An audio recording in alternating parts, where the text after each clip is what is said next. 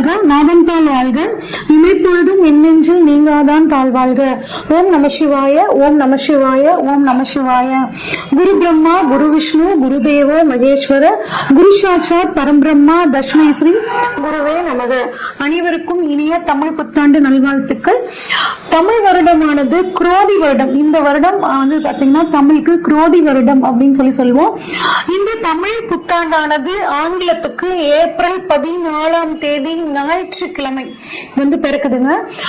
பிறக்கக்கூடிய நட்சத்திரம் அப்படின்னு பார்த்தோம்னா திருவாதிரை நட்சத்திரத்திலையும் மிக அருமையான முருகனுக்கு உகந்த சஷ்டி திதியிலையும் இந்த தமிழ் வருடம் பிறக்க போகுதுங்க. இது அற்புதமான வருடம்.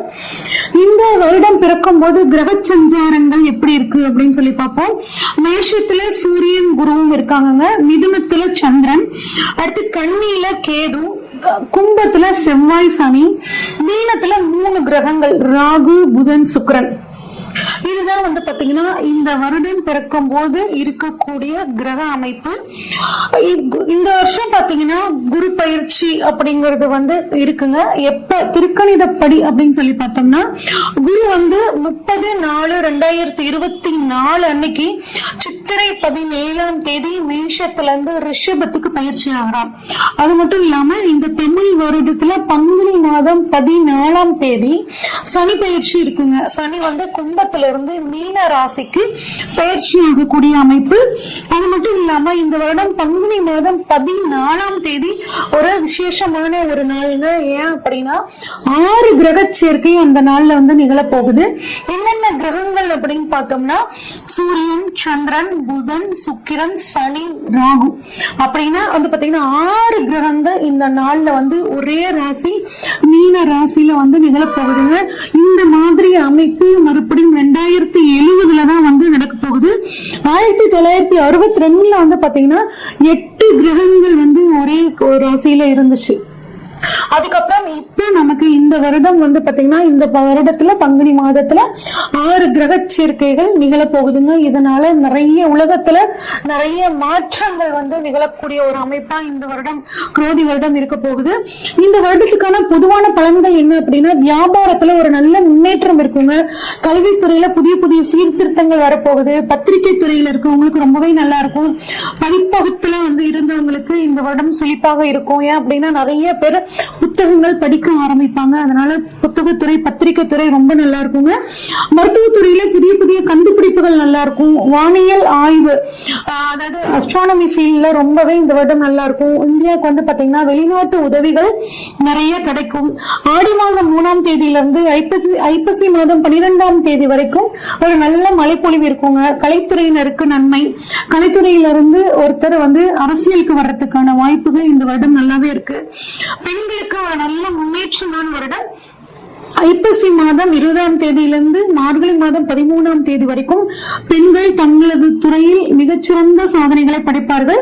இயந்திர உற்பத்தி வந்து பாத்தீங்கன்னா அதிகமாகும். பெண் கலைஞர்களுக்கு கலைத்துறையில் இருக்கக்கூடியவர்களுக்கு வந்து பாத்தீங்கன்னா பாராட்டுக்கள் விருதுகள் நிறைய கிடைக்கும். ஆஸ்கர் அவார்டு மாதிரியான அவார்டுகள் உயரிய விருதுகள் வந்து அவங்களுக்கு கிடைக்கிறதுக்கான வாய்ப்புகள் நிறையவே இருக்குங்க. அடுத்து வெளிநாட்டு பொருள் ஏற்றுமதி இறக்குமதி தொழில் வந்து பாத்தீங்கன்னா ரொம்ப நல்லா இருக்கும். மக்கள் கிட்ட வந்து கண்ணில கேது இருக்கிறனால மக்கள் கிட்ட தெய்வ பக்தி ஆன்மீக விஷயங்கள்ல வந்து பாத்தீங்கன்னா நாட்டம் அதிகமாகும். ஆனா விஷ காய்ச்சல் ராகு மீனத்துல இருக்கிறனால விஷ காய்ச்சல் மூலியமாக வந்துட்டு சில தொந்தரவுகள் வரும். ஆனா அதுக்குரிய மருந்துகள் வந்து சரியா கண்டுபிடிக்கப்பட்டு அந்த வியாதிகள்ல இருந்து வெளிவரத்துக்கான ஒரு சூழலும் கிடைக்கும். ஏன்னா மருத்துவத்துறை சூப்பரா இருக்க போகுது. புதிய மாவட்டங்கள் வந்து பாத்தீங்கன்னா தமிழ்நாட்டுல பொறுத்த வரைக்கும் நிர்வாக வசதிகளுக்காக பிரிக்கக்கூடிய ஒரு அமைப்புல இருக்குங்க. அடுத்து வந்து கம்ப்யூட்டரோட விலை, அதுக்கப்புறம் தொலைத்தொடர்பு சாதனங்களோட விலை வந்து கொஞ்சம் உயரும். ஆன்லைன் பிசினஸ் வந்து ரொம்ப நல்லா இருக்குங்க. ஆனா ஆன்லைன் மோசடிகள் அதிகமா நடக்கிறதுக்கான வாய்ப்புகள் இருக்கு. பணத்தை இன்வெஸ்ட் பண்ணும்போது ஆன்லைன்ல கொஞ்சம் கவனமா இன்வெஸ்ட் பண்ணிக்கிறது நல்லதுங்க. விவசாயம் நல்லா இருக்கும். விவசாயம் சார்ந்த மதிப்பு கூட்டு பொருட்களுக்கு நல்ல ஒரு விலை கிடைக்குங்க. விளையாட்டு துறையில இங்க வந்து மிகச்சிறந்த சாதனையை படைக்கும். இது வந்து பொதுவான பலன்கள்ங்க. இப்ப நம்ம ஒவ்வொரு ராசிக்கும் வந்து பாத்தீங்கன்னா இந்த தமிழ் புத்தாண்டு பலன்கள் எப்படி இருக்கு அப்படின்னு சொல்லி பார்ப்போம். மீனராசிக்கான இந்த தமிழ் புத்தாண்டு பலன்கள் எப்படி இருக்கும் அப்படின்னு சொல்லி பார்ப்போம். ராசியில் ராகு இருக்கிறார். அவர் வந்து உங்களுக்கு நல்ல ஒரு திடீர் அதிர்ஷ்டத்தையும் திடீர் பணவரவையும் கொடுக்கக்கூடிய ஒரு அமைப்புல இருக்காருங்க. சொத்துக்கள் சேர்க்கை ஏற்படும். உங்களுக்கு தொழிலை பொறுத்த வரைக்கும் சிறப்பாக இருக்கும். மீனராசிக்கு 7 சனி நடக்குதுங்க. அதனால வந்து பாத்தீங்கன்னா முதல் சுற்றில் இருக்கக்கூடிய மாணவர்கள், படிக்கக்கூடிய வயதினர்களுக்கு முதல் சுற்று இருக்கும். அவங்க கொஞ்சம் படிப்புல கவனமா இருந்துக்கிறது. 2வது சுற்றுல இருக்கக்கூடியவங்களுக்கு அதாவது 40 வயதுக்கு 35 வயது 40 வயதுக்கும் மேற்பட்டவர்களுக்கு தொழில் வந்து பாத்தீங்கன்னா ரொம்பவே நல்லா இருக்கும். தொழில ஒரு நல்ல முன்னேற்றமான வருடம் இந்த வருடமே உங்களுக்கு இருக்க போகுதுங்க. சுப நிகழ்ச்சிகள் உங்க குடும்பத்துல நடக்குங்க. வாழ்க்கையில ஒரு நல்ல முன்னேற்றம் ஏற்படும். பூர்வீக சொத்துக்கள் வந்து சேரக்கூடிய அமைப்பு. உறவுகள் வந்து ஒரு மனஸ்தாபத்தால பிரிஞ்சு போயிருந்தாங்கன்னா அவங்க திரும்ப சேரக்கூடிய ஒரு அமைப்பு நல்லாவே இருக்குங்க. உங்களுக்கு கட்டாயம் மீனராசிக்காரங்க ஒரு வீடு மாற்றம் பண்ணீங்க அப்படின்னா நன்மை பயக்குங்க. நாங்க சொந்த வீட்டுல இருக்கோங்க, ஆசைப்பட்டு கட்டின வீடு, இதை போய் மாத்த சொல்றீங்களே அப்படின்னு கேட்டீங்கன்னா உங்க வீட்டுல இருக்கக்கூடிய பொருட்கள் வச்சிருக்க இடத்த ஒரு மாற்றம் பண்ணுங்க, ஒரு ரீஅரேஞ்ச் பண்ணுங்க. அது உங்களுக்கு ஓரளவுக்கு அவங்களுக்கு சக்சஸ் கொடுக்குங்க. அடுத்து பண வரவு உங்களுக்கு எப்படிங்க இருக்கும் அப்படின்னு கேட்டீங்கன்னாங்க உங்களுக்கு பண வரவு ஓரளவுக்கு நன்மை தரக்கூடிய பண வரவா இருக்குங்க. நீங்க உறவினர்கள் சகோதரர்கள் மூலியமாக உங்களுக்கு பண வரவு, தந்தை வழி சொத்தின் மூலியமாக பண வரவு, அரசாங்கத்தின் மூலியமாக பண வரவு. அரசாங்கத்துல இருந்து உங்களுக்கு ஏதாவது அமௌண்ட் பெண்டிங் இருந்துச்சு அப்படின்னா அவங்க மூலியமாக பண வரவு, தந்தையோட சொத்துக்கள் மூலியமாக பண வரவு, இந்த மாதிரி பண வரவும் தொழில் மூலியமாகவும் பண வரவும் உங்களுக்கு நல்லாவே இருக்குங்க. அடுத்து குடும்பம் எங்களுக்கு எப்படி இருக்குங்க அப்படின்னு கேட்டீங்கன்னா கணவன் மனைவி வந்து பாத்தீங்கன்னா விட்டு கொடுத்து போகும்போது உங்களுக்கு ரொம்ப சூப்பரா இருக்கும். குறிப்பாக 7ஆம் அதிபதி 1ல இருக்கிறனால உங்க மனைவியின் மூலியமாக உங்களுக்கு அனைத்து விதமான நன்மைகளும், வாழ்க்கை துணை வழியாக அனைத்து விதமான நன்மைகளும் கிடைக்க போகுதுங்க. ஆனா அப்பப்போ 2 பேரும் தாமஞ்சேரி மாதிரி சின்ன சின்ன சண்டைகள் உங்களுக்கு வந்துட்டே இருக்கும். அதை மட்டும் விலக்கி வச்சுட்டீங்க அப்படின்னா உங்கள் வாழ்க்கை துணை வழியாக உங்களுக்கு அற்புதமான பணம் சேரக்கூடிய அமைப்புங்க. குடும்பத்துக்காக கொஞ்சம் டைம் ஒதுக்குங்க. உங்களுக்கும் உங்கள் வாழ்க்கை துணைக்கும் ஒரு பிரச்சனைனாவே இதுதான். எங்களுக்காக குடும்பத்துக்காக நீங்க டைம் ஸ்பெண்ட் பண்ண மாட்டேங்கிறீங்க அப்படின்னு குடும்பத்துக்காகவும் நீங்க டைம் ஒதுக்குங்க. ஏன் அப்படின்னா இந்த 7 சனி காலங்களில் தொழிலுக்காக நம்ம நிறைய உழைப்போம். தொழில ஒரு நல்ல முன்னேற்றம் வரும். அதுக்காக அதிகம் உழைக்க நம்ம குடும்பத்துக்காக நம்ம ஒதுக்கக்கூடிய நேரம் குறைஞ்சிரும். அப்ப இதை நம்ம வந்து கட்டாயம் மீனராசிக்காரங்க பேலன்ஸ் பண்ணியே தீரணுங்க. திருமணம் எங்களுக்கு எப்படி இருக்கும் அப்படின்னா திருமணம் ஆகுமா? கட்டாயம் திருமணம் நடைபெறதுக்கான யோகம் வந்து பாத்தீங்கன்னா உங்களுக்கு ரொம்பவே நல்லா இருக்குங்க. குருவோட பார்வை படுது. அப்ப குருவோட அருளால உங்களுக்கு கட்டாயம் திருமணம் நடைபெறும். 2ஆம் திருமணத்துக்காக காத்துட்டு இருக்கிறவங்களுக்கும் வந்து 2ஆம் திருமணம் நடக்கும். 7ஆம் இடத்துல கேது இருக்குங்க. எப்படிங்க திருமணம் தள்ளி போகுமே அப்படின்னு கேட்டீங்கன்னா நாகர் வழிபாடு பண்றது நல்லதுங்க. ராகேதுகளுக்கு உரிய வழிபாடு பண்றதும் முருகன் வழிபாடு பண்றதும் உங்களுக்கு நன்மையை பயக்கும். திருமண பாக்கியத்தை சூப்பரா அமைச்சு கொடுக்கும். குழந்தை பாக்கியத்தை பொறுத்த வரைக்கும் உங்களுக்கு கட்டாயம் குழந்தை பாக்கியம் அப்படிங்கிறது நிச்சயமா கிடைச்சே தீருங்க. 5ஆம் அதிபதி 2ல இருக்கார். 5ஆம் அதிபதி வந்து 2ஆம் இடத்துல வந்து இருக்கிறது வந்து பாத்தீங்கன்னா கட்டாயம் உங்களுக்கு ஒரு நன்மையை வந்து கொடுக்கக்கூடிய ஒரு அமைப்புங்க. குழந்தைகளோட உங்களுக்கு நல்ல நன்மையும் பெருமையும் உண்டாகும். குடும்பத்துல வந்து குடும்பத்தோட குலதெய்வம் கோயிலுக்கு போய் அதற்குரிய பரிகார பூஜைகளை பண்றது உங்களுக்கு நன்மை. குலதெய்வத்துக்கு விளக்கு போடுறது, குலதெய்வத்துக்கு பொங்கல் வைக்கிறது அப்படிங்கிற விஷயங்கள் உங்களுக்கு இந்த வருடம் சிறப்பாக மாத்தி கொடுக்குங்க. மாணவர்களை பொறுத்த வரைக்கும் மாணவர்கள் கொஞ்சம் சோம்பேறித்தனத்தை ஒதுக்கி வச்சுட்டு கவனமா படிச்சீங்கன்னா அட்டகாசமான மதிப்பெண்கள் வாங்கலாம். போட்டித் தேர்வுக்காக காத்துட்டு இருக்க மாணவர்கள், எழுதிட்டு இருக்க மாணவர்கள் கடின உழைப்புகளை போடும் போது கட்டாயம் உங்களுக்கு அது சாதகமாக மாத்தும். ஏன்னா 3ஆம் இடம் அப்படிங்கிற முயற்சி ஸ்தானத்துல குரு இருக்காருங்க. அப்ப உங்க முயற்சிக்கு தகுந்த பலனை அவர் கட்டாயம் கொடுப்பார். கட்டாயம் அரசாங்க உத்தியோகம், bank exam, central government exams எல்லாமே நீங்க சாதகமாக மாத்திக்கிறதுக்கான ஒரு அற்புதமான சூழலா உங்களுக்கு இருக்குங்க.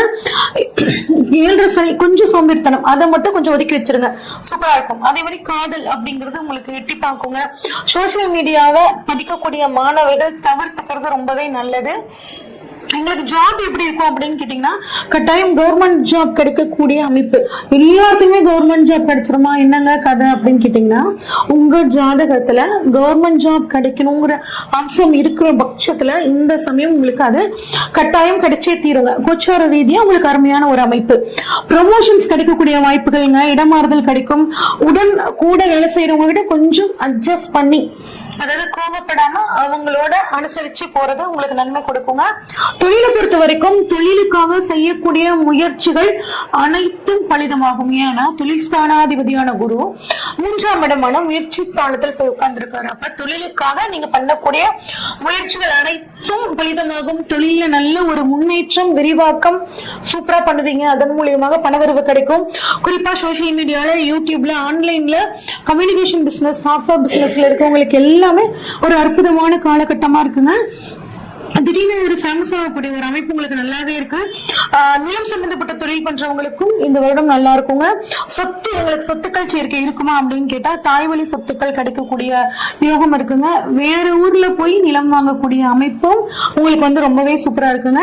பெண்களை பொறுத்த வரைக்கும் எதிர்பாலினத்திற்கிட்ட பழகும் போது கொஞ்சம் கவனமா இருக்கிறது நல்லதுங்க. மீனராசி பெண்கள் எப்பயுமே ஒரு ஜாக்கிரதை உணர்வோட இருப்பாங்க. ஆனா இந்த சமயத்துல இன்னும் கொஞ்சம் கவனமா இருக்கிறது ரொம்பவே நல்லதுங்க. வாழ்க்கை துணையோட சேர்ந்து ஆன்மீக பயணங்கள் போறது, கோயில்களுக்கு எல்லாம் போயிட்டு வர்றது உங்களுக்கு குடும்பத்துல ஒரு நல்ல சூழ்நிலையை ஏற்படுத்தி கொடுக்குங்க. எத்தனை பிரச்சனைகள் வந்தாலும் குருவோட அருளால், உங்களோட ராசிநாதனோட அருளால அத்தனை பிரச்சனைகளும் பனி போல் விலகும். ஆரோக்கியத்தை பொறுத்த வரைக்கும் ஒரு ஃபுல் பாடி செக்அப் பண்ணிக்கிறது ரொம்பவே நல்லதுங்க. எளிதில் ஜீரணமாகக்கூடிய உணவுகளை சாப்பிட்டுக்கிறது ரொம்பவே நல்லதுங்க. இன்ஃபெக்ஷன் சம்பந்தப்பட்ட பிரச்சனைகள் வர்றதுக்கான வாய்ப்புகள் இருக்கு. உடல் ஆரோக்கியத்துல கவனம்ங்க. ஒரு பரிகாரம் அப்படின்னு பார்த்தோம்னா தூரம்பருப்பு எள்ளு தானம் பண்றது ரொம்பவே நல்லதுங்க. தூரம்பருப்பு எள்ளு தானம் உங்களுக்கு நன்மையை பயக்கும். முருகன் வழிபாடு, சனி பகவான் வழிபாடு மிகச்சிறந்த நன்மையை கொடுக்கும். மீனராசிக்காரங்களுக்கான பரிகாரம் என்ன அப்படின்னு பார்த்தோம்னாங்க துவரம்பருப்பு தானம், கொள்ளு தானம், எள்ளு தானம் பண்றது உங்களுக்கு மிகச்சிறந்த நன்மையை கொடுக்கும். ராகு பகவான் வழிபாடும் கருமாரியம்மன் வழிபாடும் உங்களுக்கு மிகச்சிறந்த நன்மையை அளிக்குங்க. இது வரைக்கும் நாம பார்த்த அனைத்துமே வந்து பாத்தீங்கன்னா பொதுவான பலன்கள் தாங்க. உங்களோட சுய ஜாதகத்துல கிரகங்கள் எங்க இருக்காங்க, குறிப்பா வருடக்கோள்களான குரு, ராகு, கேதுக்கள் எங்க இருக்காங்க, இதையும் கோச்சாரத்துல இருக்கக்கூடிய கிரக அமைப்பையும் வச்சு பார்க்கும்போது துல்லியமான பலன்களை எடுக்க முடியுங்க. உங்களோட ஜாதகத்தை இப்ப என்ன பலன்கள் நடக்குதுன்னு நீங்க தெளிவா தெரிஞ்சுக்கணும் அப்படின்னா ஸ்கிரீன்ல தெரியற வாட்ஸ்அப் நம்பருக்கு உங்களோட ஜாதகத்தை அனுப்பிச்சு வைங்க. ஃபுல்லா உங்களோட ஜாதகத்தை ப்ரெடிக்ட் பண்ணிட்டு உங்களுக்கான கைடன்ஸை கொடுக்குறேங்க. நன்றி, வணக்கம்.